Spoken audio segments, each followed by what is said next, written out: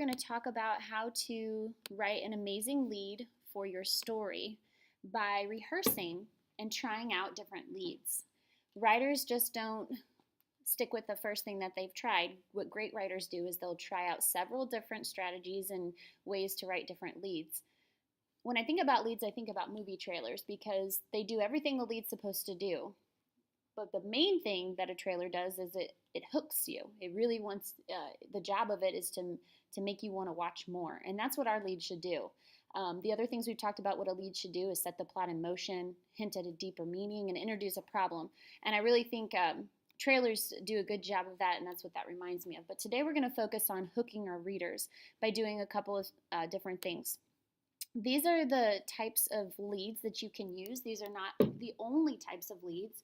You have action, dialogue, flashback. You can use internal thinking, describe the smallest details, and then add suspense to your writing. And we'll talk about these more in detail. There's other leads that you can use. These are not the only ones, but these are the ones that we're going to talk about today. These are specifically the techniques that writers use.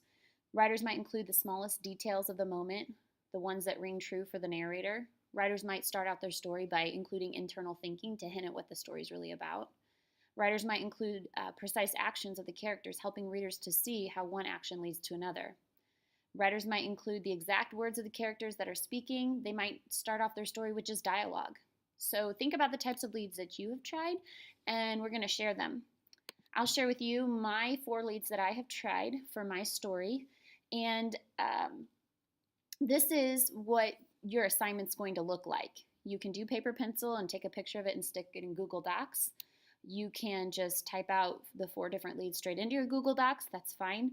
But as long as you have practiced and tried 4 different leads, then you're good to go. Let me read to you my 4 different leads so you kind of get an idea of how I tried 4 different leads for the same story. And remember, the story I'm practicing on is that story that I want to turn into a final published piece. Okay, so this is an example of a dialogue lead.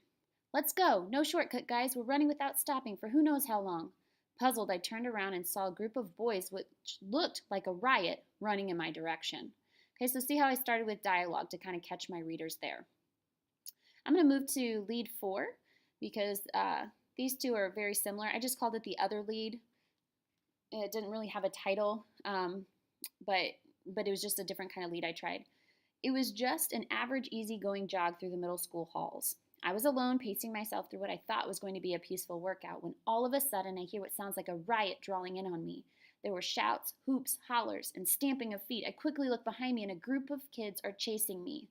Now notice I didn't tell you what this group of kids was. I didn't say, who these boys were. It kind of, adds that suspense, kind of like what this 6 is talking about, adding suspense by not giving away what you're talking about in your story. So you all have a secret in your writing, okay? Whatever that main topic is about your story, don't just give it away at the beginning.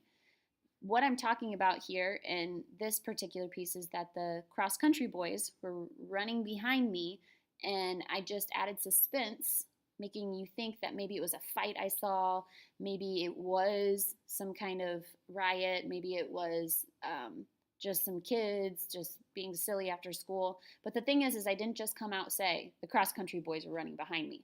I made it more suspenseful by saying a group of boys were chasing me, or it looked like a riot of people. Okay, so think about that as you're working on your lead. Another type of lead you can do is called the action lead, and I also include some internal thinking here, but you just in detail talk about that moment specifically, every action that you're doing. So here's my example. With one foot in front of the other, I make my pace an enjoyable one. I don't push myself too hard. After all, I have a dinner date with my family later this evening, and who knows if I'll have time to shower. So I kind of combine 2 of the leads together. I kind of combine internal thinking and a little bit of the action, and that's fine if you want to do that in your leads. And then finally, I have my lead number 3, which is my flashback. Here I'm flashing back to remembering a time when my sister and I got in a fight. Running has always been a way for me to relieve stressors in life. The day my sister and I got in a huge argument left me no other choice but to take an 8-mile run. It's not like I'm trying to run away from my problems, but running into them because I'm forced to think. Okay, so I told you that your assignment is to try this out. Try 4 different leads on your own on that same story. It has to be that one that you want to turn into a published piece because I bet you the first one that you try isn't going to be your favorite. It wasn't for me. My best lead that I like is actually my fourth one that I tried out. So have those 4 different leads. Make sure you put them into Google Docs, whether you take a picture of it or whether you write it paper pencil and then stick it in Google Docs later, like I said, or you just type it up. All right, thanks, guys. Can't wait to see your work.